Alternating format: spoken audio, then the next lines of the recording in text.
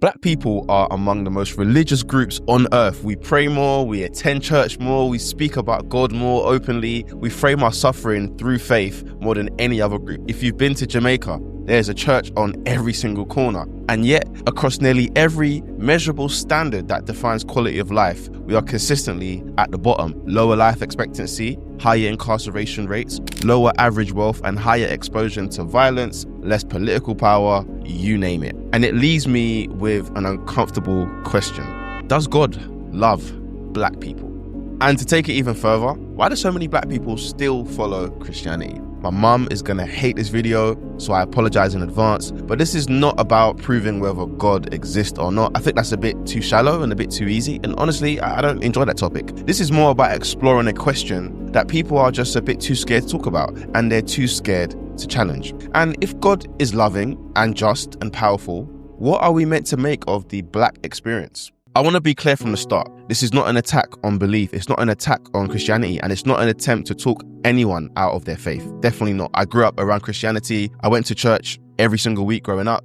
I've read big parts of the Bible. I went to church every Sunday like many others, and I've listened to sermons that brought people to tears. I've seen faith hold families together when nothing else could, and I understand why belief matters, especially when life can feel unbearable at times. But understanding something doesn't mean refusing to interrogate it. So to understand why black people are still Christian, we first need to understand how Christianity actually entered black history. And that story starts long, a very, very long time before slavery, which I didn't even know until I started thinking about creating this video. One of the biggest misconceptions people have is that Christianity arrived in Africa through European colonization. That is actually false. People thought that it was imported, almost as if it was imposed onto a continent with no prior connection to the faith. And what I found was that that's just not true. There's historical data that shows Christianity originated in the Middle East, and it reached Africa very, very early. By the mid-1st century, Christianity had already taken root in Egypt. According to tradition, Mark the Evangelist founded the church in Alexandria around 43 AD.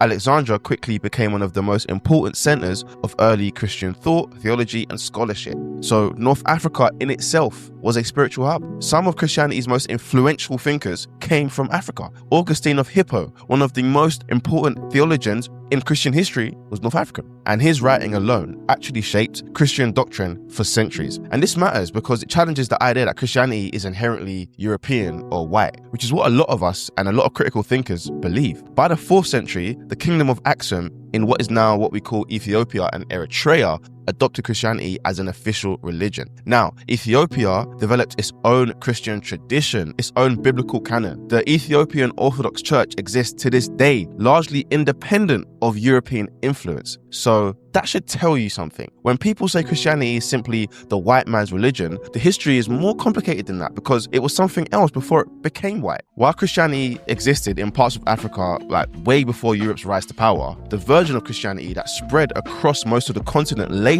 was not neutral. It was not organic. It was not just spiritually. And it arrived attached to an empire. From the late 15th century onward, Christianity became inseparable from European expansion, as the Portuguese, the Spanish, the French, the Belgian, they all came to Africa. Christianity traveled alongside the trade, the conquest, and the colonization. Missionaries were actually often the first representatives of the empire to arrive. They learned the local languages, they built the schools, they preached salvation. And while some genuinely believed they were helping, their presence was rarely separate from political control, political power. And this is where we see religion and politics come as a package. They intertwine. And the idea of conversion was framed as civilization. To become Christian was to become modern, and it was to become the new norm. To abandon African religions was to become respectable, and to reject missionary teaching was to resist progress. Traditional African religions were labeled as pagan, primitive, or demonic. And for those of you that are West African, and I spoke about Ethiopia, how many times have we heard, if you haven't, you should learn about the historic religions we had, where we prayed to the sun, and where we believed in spirits, things that people would label black magic. These were religions that African tribes had at the time. And one of the things that happened during these times was sacred objects were destroyed. Shrines were burned, priests and spiritual leaders were dismissed as servants of evil. This is something Europeans would repeat for many years, even in more modern times. And some of you won't want to hear this, but in Nazi Germany, 20 universities burned Jewish literature. So this is something that these colonizers have been doing for a while. And for many Africans, entire belief systems that had governed their lives, the community structure and identity were erased. They were burned underground. And we will never know how true and how deep the religion before colonization took place really was. We're never going to know that. In many colonies, like literally, Christianity became a gatekeeper. Access to education, employment, social mobility, it required conversion. And faith was no longer just about God. It was about survival under that colonial rule. And for me, this is where Christianity kind of takes a cynical turn, mainly because of this. Nowhere was this fusion of religion and domination more brutal than in the transatlantic slave trade. During the transatlantic slave trade, Christianity was repeatedly used to justify enslavement of Africans. European Christians developed theological arguments to explain why black people could be owned, beaten, sold, and worked to death. And as I say this, it becomes clearer why there is a rise of people who are now questioning Christianity to this day. We see videos like this. Have you ever wondered why black people are one of the most religious people, despite the fact that religion was used as a tool to oppress us? Firstly, you need to understand that religion is psychological programming. This programming usually begins at a very young age and reduces someone's ability to think independently and critically about themselves, the world, and their views. Very much so that so many black people have used religion to justify their own subjugation and slavery. Because the more suffering they endure represents the amount of tests that God is presenting them with. So the more they endure, the more they are seen as strong. And this is also why there is a strong correlation between poverty, inequality, and religion. And this is also why people become less religious when there is safety and stability around them. Religion thrives in the community of the oppressed because it delivers hope and solutions and teaches that justice will one day be served in the afterlife, therefore keeping us in a place of ignorance and powerlessness because God will deal with it all. Ultimately, religion becomes part of someone's identity, and this controlling instrument passes down from generation to generation just to start the cycle again. One of the most infamous examples of this is the so-called Curse of Ham. If you haven't heard of it, read it, it will blow your mind. It's a story from the book of Genesis, and it was twisted into basically a racial justification for slavery. Ham's descendants were falsely associated with black Africans, and his curse was framed as divine approval for enslavement. If you haven't read it, just go read it. The interpretation was not accidental, it was useful, and boy, did the colonizers make good use of it for like 1,000 years. Slave owners preached obedience. They quoted verses that demanded submission. Servants, obey your masters. And they taught that slavery was part of God's plan. Sounds like a Drake song. God's plan. That suffering on earth would be rewarded in heaven. That's what they told us, right? And I want you to listen to this clearly. They taught black people that suffering, being beaten, being put on boats, stacked like shells, was our duty to God. God wanted this for us. Just make it make sense. And you know what's even crazier? They did not teach that there were verses about liberation. There were verses about freedom. And this brings us to one of the most disturbing artifacts in religious history. In the early 19th century, British missionaries produced what became known as the Slave Bible. Its full title was Parts of the Holy Bible Selected for the Use of Negro Slaves. Google it, it exists. You can literally Google it, find it, and forgive me as I skip forward some years, but it's important that you're following me here. This Bible was not necessarily a translation, it was literally an edit of the Bible. Large sections of the Bible were removed entirely. The book of Exodus, the story of enslaved Israelites being delivered from bondage, was cut. Passages condemning exploitation, kidnapping, unpaid labor were removed. This is sounding like Nazi Germany, right?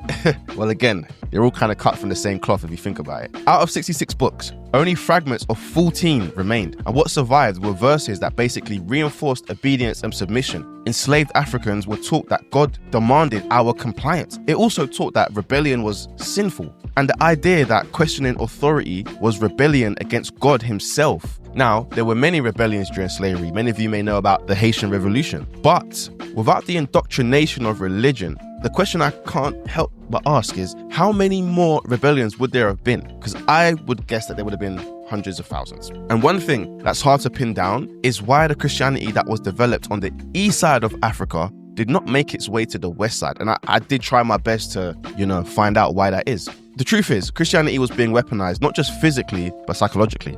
And it was designed to break resistance, to normalize suffering, and to frame injustice as this sort of divine will. Divine will. And yet, even under these conditions, something unexpected happened, I guess, to some degree. That faith just didn't disappear. It transformed over time. Despite everything here, enslaved Africans did not simply internalize the version of Christianity forced upon them. They kind of reinterpreted it. through their own lens, cultures and experiences. They sang songs that basically encoded resistance. They identified with biblical figures who suffered unjustly, and that's kind of the beauty of black people. We take the good in everything. We saw ourselves in stories of exile, endurance, and basically deliverance. And even when Exodus was banned, its themes found their way into songs, prayers, oral traditions, you think about it and you name it. Christianity became less about obedience to masters and more about hope beyond them. And this is where, I guess for me, the paradox starts to take shape, because Christianity was used as a tool of oppression, but it also became the tool of survival. And survival changes how belief functions in itself. When your body is owned, and your labor is exploited, and your future essentially is denied, faith becomes one of the few places where dignity, because let's be real, being a slave is not a dignified thing, but it's the few places where dignity can exist, and hope in itself kind of becomes an act of defiance. That does not mean the system was good, because let's be honest, it wasn't.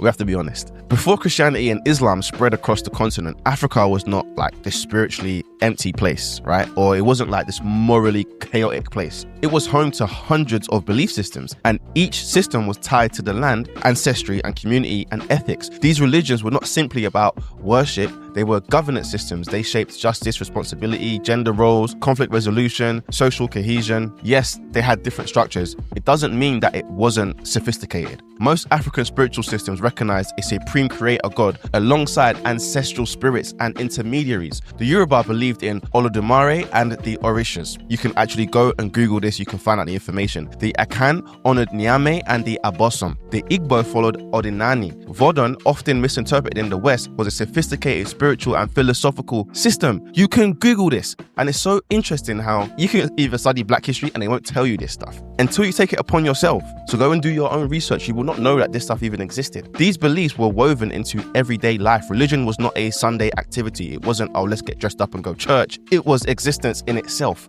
Now, colonization violently disrupted this. Like, it literally disrupted this. Like, it destroyed it. The issue is that European missionaries, they didn't treat African religion as like an alternative pathway. Sort of like how many normal people just see Islam and Christianity as just two different worldviews and belief systems, but they ultimately both believe in God. The missionaries didn't view Africans that way. They treated them as sort of enemies. And that's why they destroyed the shrines. They got rid of all the sacred objects and the mosque and priest and the people that preached this stuff. Many priests were publicly humiliated and a lot of practices were outlawed. In some religions, converts were encouraged to destroy their own sacred sites as proof of loyalty to Christianity. I don't think some of you understand the level and depth of manipulation that took place in Africa. So we have to be careful when we question Christianity in the way that we do. And as I did my research for this, it was clear to me that Europeans came and felt that they were superior, and all of these other religions were beneath Christianity. This arrogance is what allowed them to do the things they did. But African tribes, they had their sophisticated systems in their own right. The destruction did more than erase belief systems. It severed people from their ancestors, from their history, from their sense of identity. And I guess over generations, Africans were taught to associate their own spiritual heritage with evil, shame, backwardness. If you talk to people now and we talk about potentially what some African tribes did, we look at it as if it's like stupid or dumb. Like, why are we doing this? That shouldn't be the case. Christianity didn't just like replace African religion, it also replaced that self-trust and that belief that we had in our own systems. And when Black people were taken across the Atlantic, the spiritual rupture basically traveled with them. Now, after slavery, Christianity evolved again within Black communities. The Black church, oh boy, that became more than a place of worship. It became the first institution fully owned and governed by Black people in the Americas. If we think about it, churches, they became meeting halls, schools, banks, political centers, organizing spaces. Like, ministers were among the few Black people allowed to speak publicly as well. So they became leaders, not because the system appointed them, but because the community needed them. And this is why Christianity cannot be reduced to oppression alone. The Black church nurtured abolitionist movements. It became civil rights organizing. It produced leaders who challenged segregation, voting restrictions, racial terror. Like, faith did mobilize resistance. So when I see a lot of online critical thinkers, questioning religion, as much as I understand, we do have to also bear in mind it came with many benefits, and those benefits also came with limits. The Black church was often forced to focus narrowly on race because survival kind of demanded that, I guess. Other forms of marginalization, such as gender, sexuality, class, they were usually ignored or suppressed, and respectability politics took a hold of the community. And if Black people behaved perfectly, dressed impeccably, spoke politely, maybe, just maybe, acceptance would follow. This tension, I would argue, probably still exists today in some forms. The black church is both a source of empowerment and constraint in the same breath. Like, it gives dignity, but sometimes at the cost of silence, and it offers belonging, but not always freedom. And I'll explain what I mean by that in a second. And if we look at today, numbers are pretty striking, you know. Around 75% of black Americans identify as Christian. About 67% of black British people identify as Christian. Across Africa, hundreds of millions of people identify as Christian, with church attendance rates far higher than Europe or North America. At the same time, material outcomes are pretty grim. And this is going to relate back to the question I had at the start of this video. In the US, around 17% of black Americans live below the poverty line, compared to around 8% of white Americans. Black households hold a fraction of the wealth. Life expectancy for black Americans is over 5 years lower than for white Americans. Incarceration rates are more than 3 times as higher. In the UK, black people are about 4% of the population, yet around 12% of the prison population. In many African nations with high Christian populations, GDP per capita remains under $2,000. Infrastructure struggles, healthcare is limited, opportunity is scarce. In fact, we just saw Anthony Joshua get in a crash and there was not even an ambulance in sight. He lost 2 friends, RIP to the guys. So, you know, faith is abundant in these countries, prosperity is not. And that's the contradiction that fuels the deeper question. When I ask, does God hate black people? And I know it sounds inflammatory. I know it does. But it is born out of pain and not to provoke you, because when suffering is like persistent, there's a pattern, and I'm 30 and I see it year after year. People look for meaning, and if God intervenes in history, then history should show it. If God sides with the oppressed, then outcomes, I would hope, would reflect that. Some theologians argue that black people are the modern Israelites, and if you ain't seen those people, go on YouTube, my friend. Others argue the evidence suggests something else entirely, that progress has always come through human struggle, not divine intervention. So, every gain black people have made, abolition, civil rights, decolonization, it came through blood, protest, sacrifice, usually 9 times out of 10. But every step forward was resisted. Every victory was sort of partial. So the question lingers, if God is powerful and just, why does justice arrive so slowly and at what cost? Ignoring this question does not preserve faith, it weakens it. And one of the most consistent themes in the Bible is not obedience, it is choice. Humans choose to exploit. Humans choose to dominate. Humans choose to build systems that reward cruelty. Slavery was a choice, and I don't mean it like in the way Kanye says it. I just mean like the oppressors doing it. It was their choice to do it. When you hear about slavery for 400 years, that sounds like a choice. Like, you was there for 400 years and it's all of y'all? Colonialism was a choice. Segregation was a choice. Mass incarceration was a choice. None of these systems happened by accident. They were designed, defended, and maintained. Obviously, it wasn't our choice, not black people's choice, of course. Blaming God for human evil can become a way of avoiding accountability. It shifts responsibility away from institutions, governments, and individuals who made deliberate decisions to oppress us. Faith can explain how people endure suffering, but it cannot excuse those who create it. And this is where belief reaches its limit. At some point, morality has to confront the power directly, and that's just the truth. So I have to ask this question. After all of this, why does Christianity still sit so strongly amongst black people? Why have we not returned back to our roots, back to our original African tribal religions? There's a lot that would explain that, which I kind of already explained. They destroyed it. People have destroyed it, which is understandable, which is why we don't have a connection to it. We've also been moved from our ancestral homelands, and the political structures and the social structures probably don't allow for us to ever truly get back together in the pan-Africanist type of way that most people would like. The truth is, I think it offers something material systems often refuse to provide. It's meaning during suffering, and it provides black people dignity even when having dehumanization. And it kind of has that hope when justice is kind of unreachable. And for a lot of us, right, we will be denied fairness on earth as a group of black people.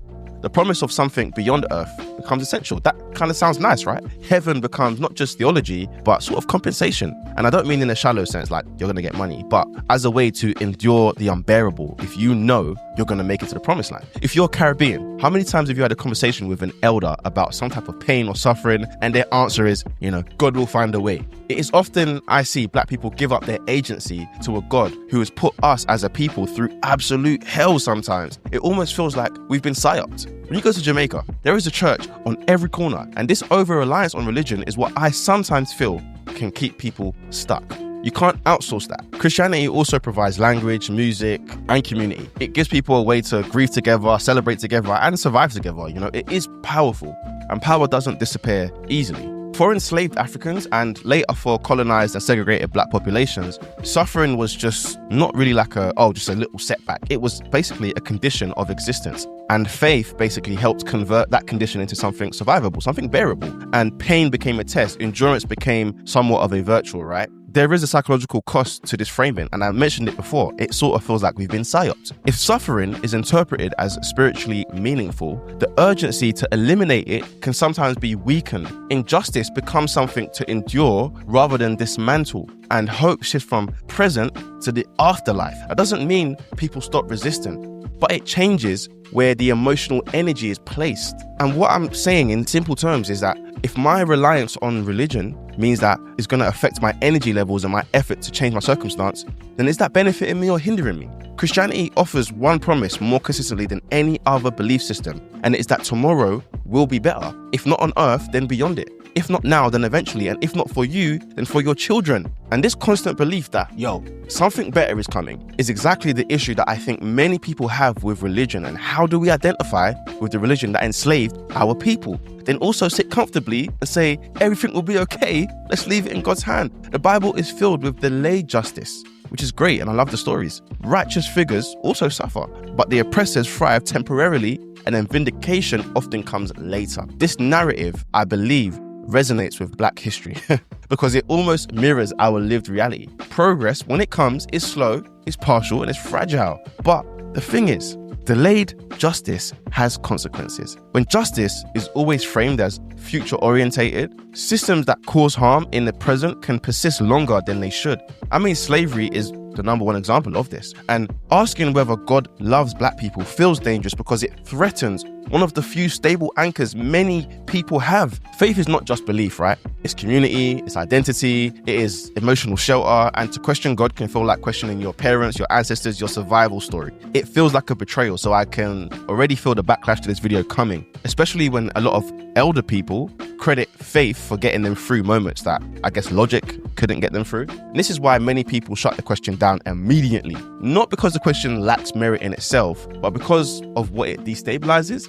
Once you allow yourself to ask the question, you can't really unask the question. And I feel that the younger generation are asking it anyway. They're looking at data, they're looking at history, they're looking at global patterns, and they're noticing that, I guess, sitting at home and praying is not going to close the gap. Now, the tide is turning. In recent decades, more Black people have begun identifying as secular, atheist, or agnostic, or spiritual, but not religious. And this isn't a sudden shift. It's actually something I've used myself when asked. I typically tell people, look, I believe in God, and I believe that there is a greater power. I don't believe necessarily I'm going to follow a strict religion, but I believe there is an almighty out there. And I believe and I understand the teachings of the Bible is actually beneficial for us as people. It is like a doctrine to live your life by. I'm fully on board with that. Black atheists and secular humanists have always existed. I think what's changed now is the visibility. Social media, education, access to information. I think that has kind of fractured the dominance of the Black church as a primary space for, I guess, meaning. And then movements like the BLM have played a role. They reframed justice as something to demand now, and we're not waiting for it. They challenged politics and even respectability politics. They kind of reject not just BLM, but these movements in general reject the idea that you have to be this morally perfect individual. And BLM has its own issues, and there are a ton of other issues with that organization itself, but that's a whole other video. For many people though, Christianity no longer feels sufficient on its own. It may still offer a level of comfort, but I don't think it answers every question, and the tension is growing. And furthermore, we've got to talk about these large churches in the USA that have been exposed for the exploitation of Black people. Let's talk about the brother TD Jakes. Apparently worth roughly $20 million, and he charges $100 to $200,000 for speaking gigs, according to certain sources online. And then the other brother, Creflo Dollar, I've actually seen him live when I was very young. I went with my mother, a world famous pastor. He requested $65 million for private flights. So now our own people are using Black people's faith for monetary gain. For us in the UK, let's not forget about Mr. Pastor Toby. But these few examples alone highlight why so many black people are moving away from Christianity itself.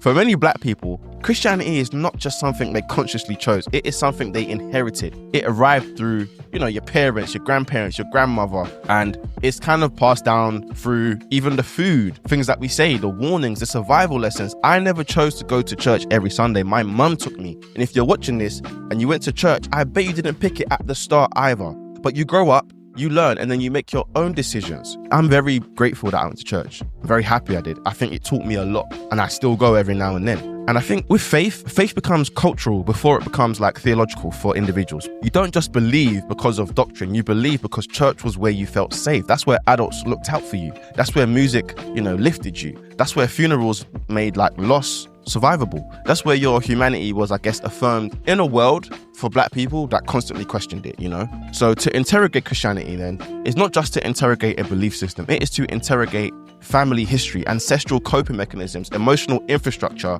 built under conditions of violence. And that makes the question just a little bit heavier, because if faith was one of the few things that helps your people survive, questioning it can feel like questioning survival itself. But survival and freedom are not the same thing. And survival asks the question, how do we endure this? Like, how the hell do I get through this current scenario? But freedom asks something like, why does this exist at all?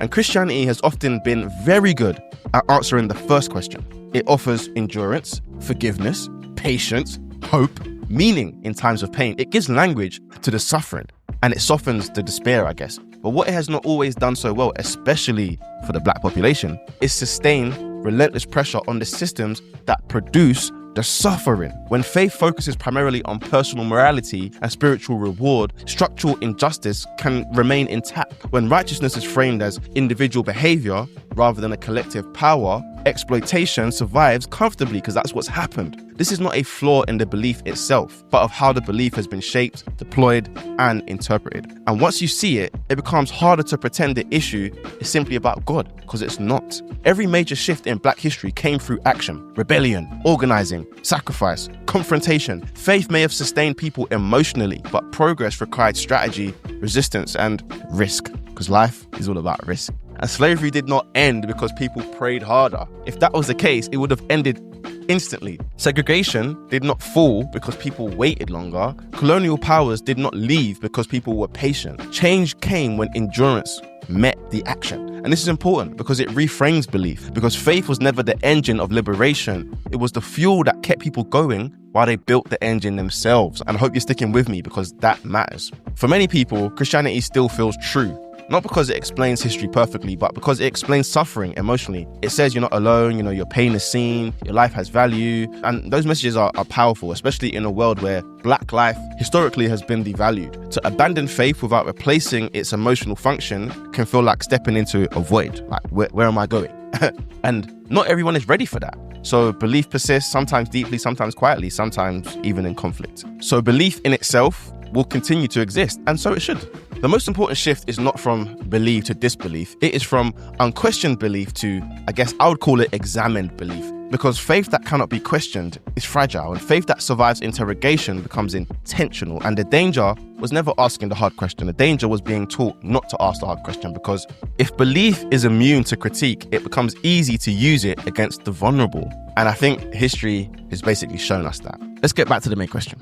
Does God hate black people? The question is too simple. I think there's a better question. Why have black people been asked to trust God more than they have been allowed to trust justice?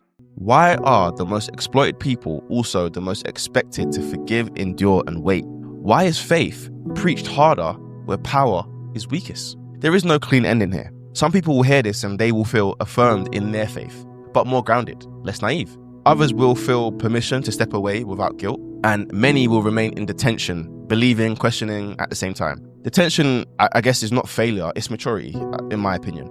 Faith that refuses to confront history is fragile, and belief that survives truth is stronger than belief protected from it. So if God exists, God can withstand this conversation. If faith is real, it does not need silence to survive. Definitely does. And faith helped black people survive a brutal, brutal world. But survival was never supposed to be our destination. The real question is, what comes next? And if you do question, the state of black people and how we can improve our situation as a whole, you should probably watch this video here where I discuss group economics. Peace.